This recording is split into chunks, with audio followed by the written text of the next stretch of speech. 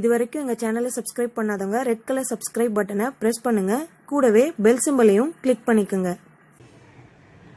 Hi viewers, இன்னைக்கு கொத்தமல்லி சட்னி எப்படி பண்றதுன்னு பார்க்கலாம். அதுக்கு தேவையான பொருட்கள்: அரை முடி தேங்காவை இந்த மாதிரி கட் பண்ணி எடுத்து வச்சிருக்கேன்.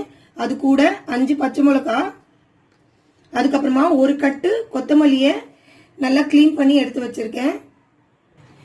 இப்ப நம்ம எடுத்து வச்சிருக்க தேங்காவும் பச்சை மிளகாவும் ஒரு மிக்ஸி ஜாருக்கு டிரான்ஸ்ஃபர் பண்ணிட்டு இதை ஒரு 2 சுத்து அரைச்சி எடுத்துக்கலாம்.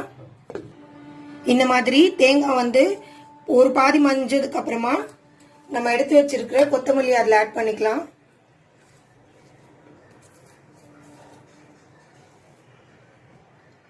இதுக்கு தேவையான அளவு உப்பு ஆட் பண்ணிட்டு தண்ணி நிறைய ஊத்தக்கூடாது. நம்ம துவையல் மாதிரி அரைக்க போறோம். சோ கொஞ்சம் கொஞ்சமா அரைச்சு தேவைப்பட்ட தண்ணி சேர்த்து அரைச்சு எடுத்துக்கோங்க. இப்போ நம்ம சட்னி ரெடி ஆயிடுச்சு.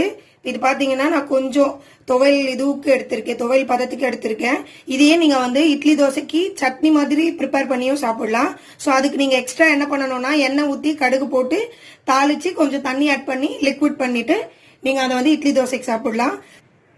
ஸோ இந்த துவையல் எதுக்கெல்லாம் நம்ம சாப்பிடலாம் அப்படின்னு பாத்தீங்கன்னா, நம்ம தேங்காய் பால் சாதம், வெஜிடபிள் பிரியாணி, வெஜ் புலாவ், இந்த மாதிரி ரைஸ்க்கெல்லாம் இது நல்ல ஒரு சைட் டிஷ்ஷா இருக்கும். நீங்க வீட்டுல ரெடி பண்ணி பார்த்துட்டு உங்களோட ஃபீட்பேக்ஸை எனக்கு கமெண்ட்ஸ்ல ஷேர் பண்ணுங்க. இந்த வீடியோ உங்களுக்கு பிடிச்சிருந்தா லைக் பண்ணுங்க, ஷேர் பண்ணுங்க, கமெண்ட் பண்ணுங்க. தேங்க்ஸ் ஃபார் வாட்சிங்.